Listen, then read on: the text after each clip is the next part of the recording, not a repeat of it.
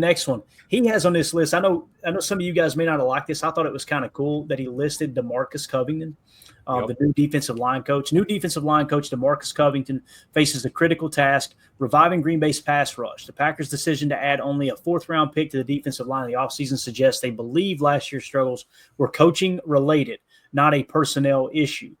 Covington's challenge is to maximize Rashawn Gary and unlock the potential of Lucas Van Ness, returning the unit to its top 10 DVOA. You guys know I absolutely despise that. But anyway, formed from 2 years ago, his success could transform the defense into a championship caliber group, which I think they're currently there, to be honest with you. What if Covington does come in and all of a sudden LVN just cranks it up? How cool would that be? And I'm going to go pull LVN's numbers just because I'm curious now. But Emilio, you start us off this time. And what do you think about Covington making this list here? I know we talked about him a little bit this offseason.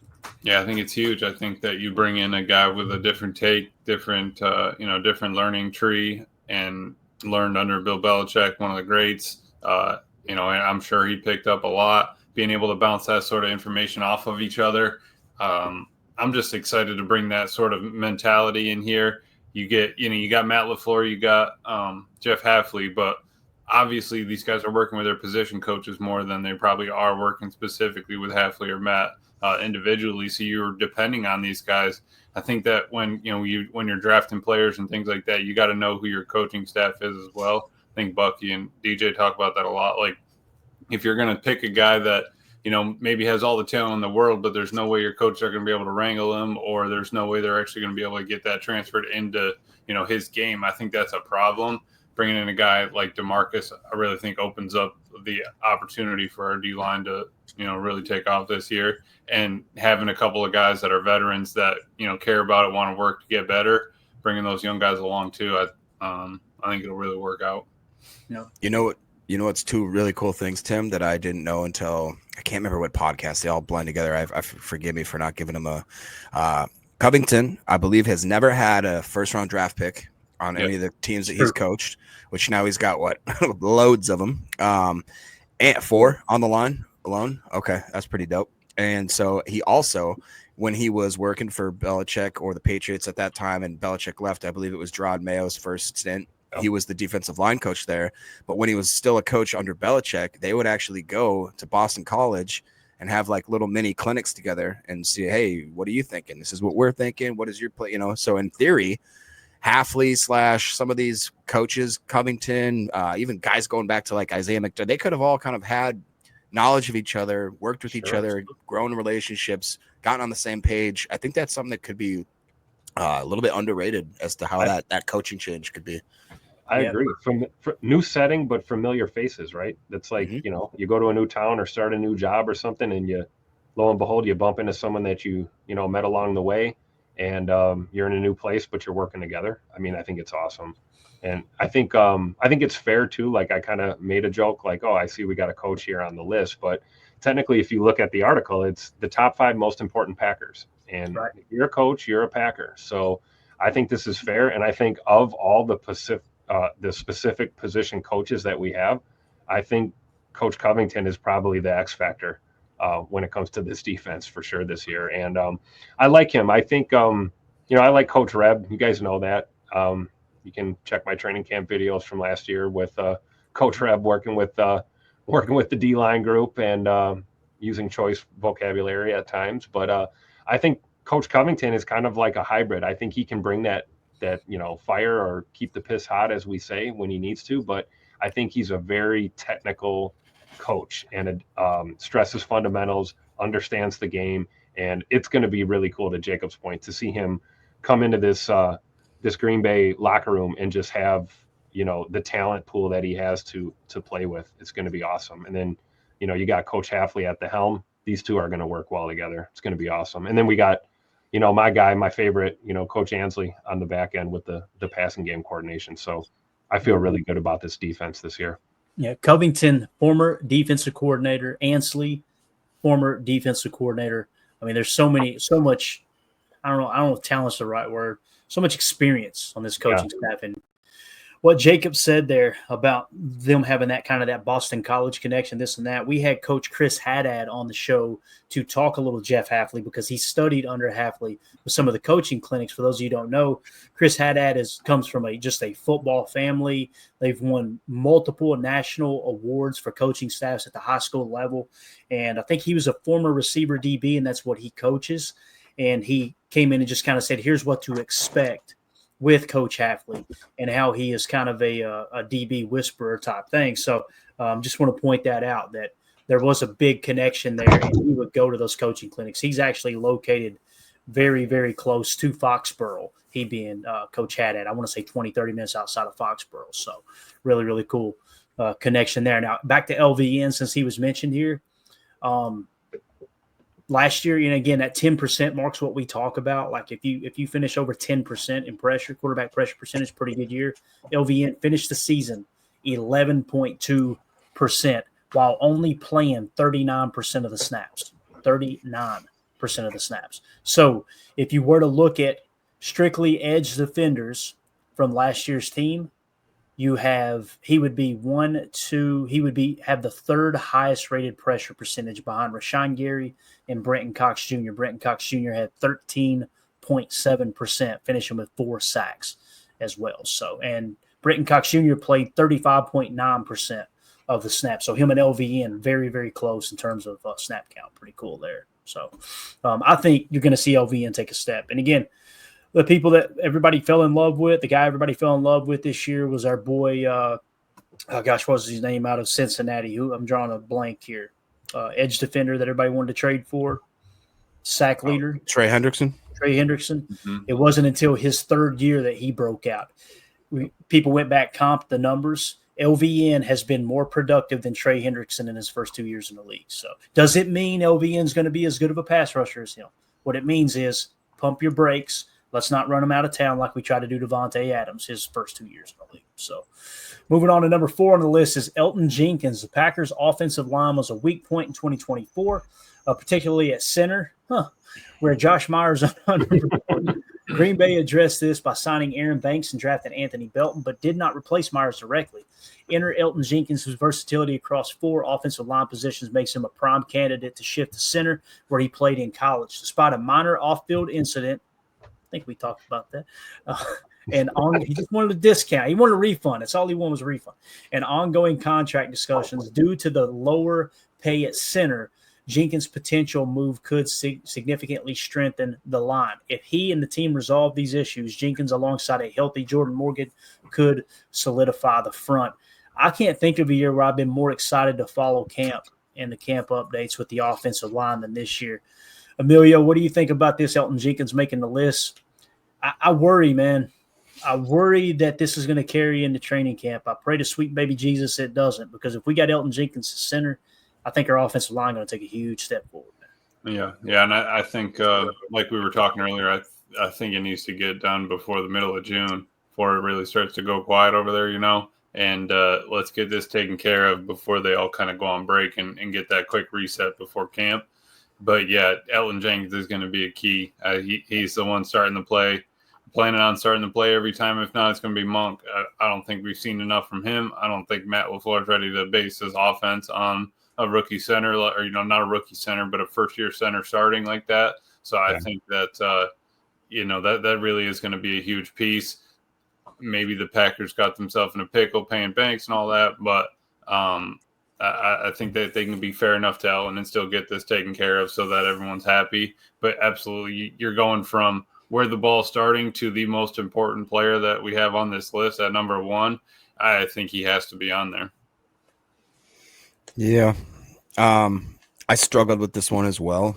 I had to take Jenkins off my top 5 simply because the distraction. And I don't think it's necessarily his fault. I almost am team Elgton as far as what they're trying to force him to do. But when I looked along that offensive line, unfortunately, I don't see Elgton Jenkins as an outspoken leader as much as I'd like to. And I see more of like a Zach Tom being more of that, like, hey, that's the guy that's going to be filling the roles. Zach Tom didn't make my top 5 either. I'm just saying. Jacob, who did you put on did you even write any names down on this top 5? Brenton Cox Jr., Brenton Cox I Jr. mean, it's like Think about it. Who are the 5 best rush of all time? seriously, I puts love J it. Love on there and just puts an arrow pointing down. Just 1 through 5 is J Love. Well, I don't want to ruin the suspense of who's suspense. on the list.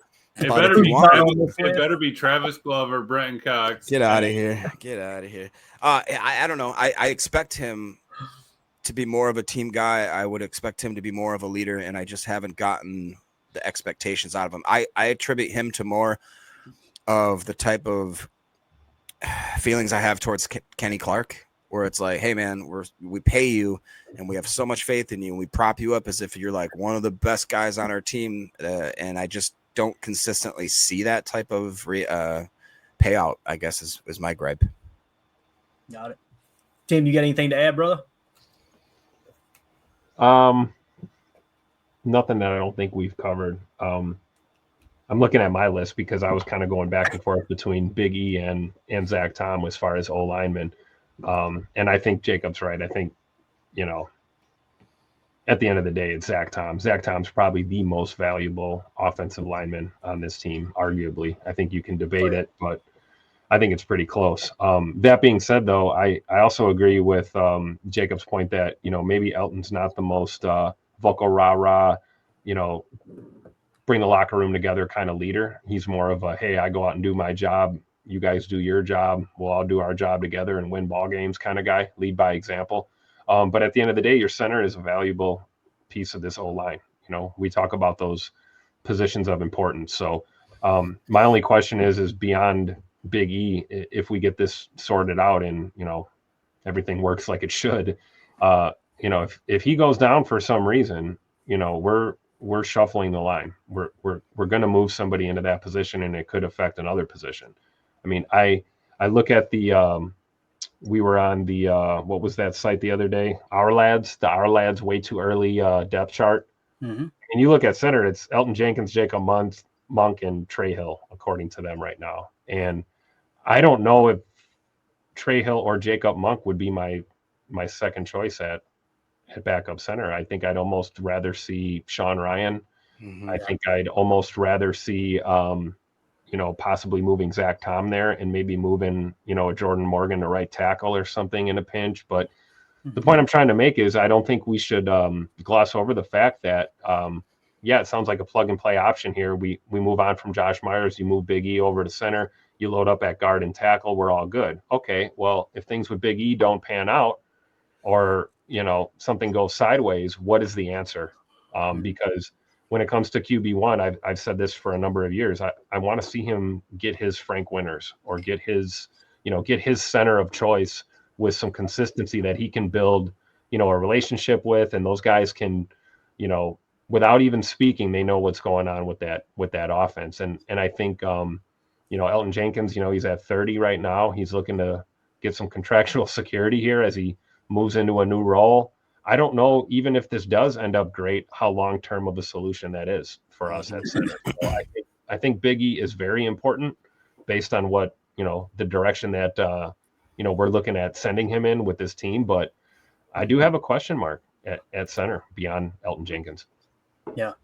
And I will say this. I know Eric Sutherland bring up get his Scott Wells. There you go. Aaron didn't have Scott Wells for that long, though. Like, what about Corey? Was Corey Lindsley a center? He was. I was going to say, I think Corey Lindsley was Aaron's center longer than Scott Wells, right? Probably would have been, but even Corey Lindsley, they refused to pay, and they moved right on to Josh Myers, and that was, it's just like. And Corey Lindsley, if I'm not mistaken, another guard converted to center, correct? I think so. Didn't he start as a guard? I'm not sure. I want to say Corey Lindsley played center at Ohio State. Actually, I was going to say Ohio State. We've just been cranking through Ohio State centers, man. And I remember when I first started doing the pod, I kept pointing out, like, man, I think center's more important than the Packers give it credit for, because you look up at the great teams, they have great centers. The Eagles for so long was Jason Kelce, right? And Jason Kelce helped them. I mean, they included Jason Kelce on the drafting of his replacement, and he handpicked for the Eagles. Here's the dude you want. He worked with him, molded him into the center. Yep. Who played guard? I'm pretty sure they had him at guard, getting reps next to the center, so that they were getting him used to it. Yep. And then, of course, Kansas City, you know, how many championships they've won, and they got Creed Humphrey. And again, that's not to continue to dog on Goody for taking Josh Myers over Creed Humphrey. You're going to miss on picks. But when you miss, damn, don't wait 4 years to admit it. Like it's that important. That's why I got so excited about Elgton Jenkins. I personally think Elgton Jenkins will be the best center the Packers have had since Corey Linsley. Corey Linsley, yeah, I would agree. Do you guys remember the stint where I see people in here bringing up Jeff Saturday? Remember when Saturday came over to the Packers, I got excited terribly, and then won the Pro Bowl? Remember he went to the Pro Bowl that year. He got benched and still made the Pro Bowl. Yeah, dude. That's when everybody was like, all right, this Pro Bowl thing, this probably ain't the real deal. So, but yeah, Tim, to say one more thing too, when you said, you know, Trey Hill, there's no way the Packers have Trey Hill over Sean Ryan or maybe even Zach Tom. I personally think, let's say Elgton Jenkins does not play for the Packers. I don't even want to think about it. Let's just say it happens. It's going to be probably a two-man training camp race between Jacob Monk and Sean Ryan. And if neither of them prove they can play center, they would probably kick Zach Tom to center and then put, you know, Belton at right tackle, maybe Jordan Morgan at right, you know, something like that before they would go with Trey Hill at center. I agree. 100%. Because you can trust Sean Ryan at right guard in a pinch. Yeah, exactly. For sure. So, all right, let's see here. Dave's MX6 says J.C. Treader was the center but got injured and was replaced. That's what I was thinking. That's right. And Treader was the convert. I like right? Treader a guard, and then he became a center. Where did J.C. Treader play? Maybe that's what I'm thinking, because I know you're right. Corey Linsley was a center in college. He went on to play a pretty decent career, I thought. I'm trying to think of where he played college ball, because if he was Ohio State, that's going to be hilarious. Surely he wasn't, right? All right, chat. Where'd J.C. Treader go to college? Do you want to know where he went to school? Oh, Jacob? I see it. Don't even. Go ahead, man. Cornell University. Ever heard of it? It really was. Here comes the trouble. I remember why they moved on from J.C. Treader. They didn't say it, you know, the quiet part out loud, thank God. But he became a huge players rep. And it was as soon as he became that, I think he was the union president or the players representative president or whatever that title is. Packers are like, yeah, let's get his ass out of this locker room as soon as possible. It's exactly what happened there. All right. Moving on. Anything else on offensive line, guys? Anything at all? No. All right. Let's move it along to number 5. This one's pretty cool, man. Dontavion Wicks. The Packers wide receiver group disappointed in 2024 with Christian Watson sidelined with an ACL injury. Romeo Doubs facing suspensions and concussions. And both Jaden Reed and Dontavion Wicks struggling with drops. Wicks, however, stands out for his ability to get open thanks to his size, route running, and speed. His biggest issue, catching the ball, must be addressed to capitalize on Green Bay's need for separation in the passing game. If Wicks can emulate early career Devontae Adams and step up, he could become a key weapon. Failure to do so may see him replaced given the team's draft investments. And I know this is about Dontavion Wicks, and I don't want to steer it too far away from it, but seeing Savion Williams at OTAs yesterday and how smooth he looked out of his breaks, I was like, boy, because when you turn on the tape in college, you see him run a route and you go, how did he not have more numbers? And then you dig deeper into the tape, you realize, oh, okay, they were just throwing him all over the place, backfield, wildcat quarterback, all over. This dude is a good route runner. I'm not saying he's Wicks level route running, but Savion might surprise people. Watch Matthew Golden be the biggest bust in Packers history, and Savion Williams be a damn Hall of Famer. Wouldn't that be hilarious? Dude, I can both be Hall of Famers. Wouldn't that be hilarious? Let's go. I honestly think I don't want to say anything bad about Golden because obviously he's a Packer and I'm going to have his back completely. I'll just say that I was not intrigued. One, I didn't think it would be a possibility for him to fall, but after the draft was done, dude, when I watched Savion Williams, and again, like you said, Clay, he is so multifaceted, and I hate when people label him, he's a gadget player like Cordarrelle Patterson. No, he's not. Cordarrelle Patterson did not have the type of bona fides and the route running and the skills. Do you watch this guy catch the ball, like contested catches, going up like I'm talking 40+ vert? I guarantee you that when the tape is on, that guy can jump out of the stadium.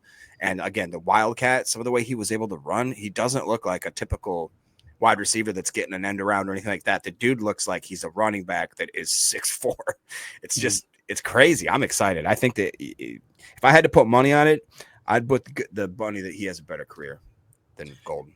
It's funny, Emilio, because this is supposed to be about Dontavion Wicks, and we're kind of talking about Savion and how excited we are about the wide receiver room. And it's like, do you think Wicks doesn't? I mean, he's not watching this show, I promise you that. But do you think he doesn't realize? Oh, yeah, I better play my best ball this year. Now, let's not forget he's been in the lab cooking for the last 6 months. It's never stopped for him. I think arguably Tay Wicks, other than Christian Watson coming off an injury, and then these rookies that we have, I think Tay Wicks might be the hungriest wideout we have on this team.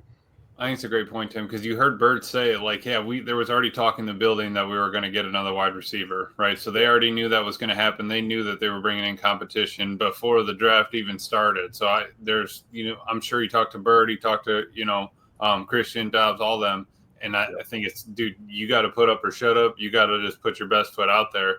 It's going to be the offensive line all over. Our best 5 are going to be out there. The best 5 are going to play. We're not running 5 wide anymore. That's not our offense. I think that, we could, potentially, if we have that kind of wide receiver core, imagine, J Love going out and setting up 5 wide. That'd be a lot of fun, but I don't see it happening all the time. And it's not like we can be reliant on getting reps just because, you're the 5th wide receiver down there. You really got to step up and show up. I think that's a big reason why, like Clayton mentioned, Goody with, grabbing these young receivers and being able to keep that pocketbook light, right? Keep your salary cap light, keep your guaranteed money light down the road. But I also think it speaks to the fact that, much like we've done with the quarterback position over, the last 2+ decades here, is you're constantly bringing in top tier draft picks and you're making everyone in that room better. I mean, like to your point, Emilio, that's a good problem to have. Is we just basically put these guys, Reed, Dobbs, Wicks, Scoot when he gets back. These guys are all on notice. You don't think they know that there's young, hungry, talented wide receivers on this depth chart? So I think it's going to make our offense that much better. And, if Tay Wicks steps up and really, makes another huge step in his young career, man, it's going to make us that much more dynamic, I think. Well, I know one thing, that when some of the older dancers aren't performing at the club, we bring in a couple of young bucks and all of a sudden them boys are up and down that pole like you never believe. All of a sudden that hip. You think God never farted? All right. That's a hell of a way to end hour 1, but that's going to do it. For those of you listening on the pod, we're going to continue this list with the honorable mentions and get the guys list here in not the guys on the poll list, but the guys list of their top 5. Yeah, we'll see you on the other side. Appreciate you. For those of you listening on the pod, welcome into hour 2. Not sure why you came, but we appreciate you being here. Let's move on to honorable mentions. So we got 3 on this list here. Matthew Golden, the rookie speed could stretch defenses, opening up the offense, much like Watson did when healthy. Edgerrin Cooper at linebacker, after a strong finish to 2024. Cooper's continued growth could elevate the defense to new heights. Jair Alexander, if Alexander resolves his contract situation and stays healthy, his return could be a massive boost to the secondary. I don't know if you guys seen his Instagram story last night, but it was him on a boat, his arms crossed, looking all tough. And he looks swole. I just want to say that. My man looks like he put on about, 8 or 9 pounds of muscle. And it had the most distorted looking dollars falling around him as well. Everybody's going, what's this mean? Is the deal done? Is he wanting more money? So we're in the cryptic Instagram story phase of this whole thing. But there's your 3 honorable mentions. Let's go around the horn here with it real quick. We'll start with you this time. Jacob, what do you think about that list there? Golden, Cooper, and Alexander. Then we're going to get everybody's list here in a second.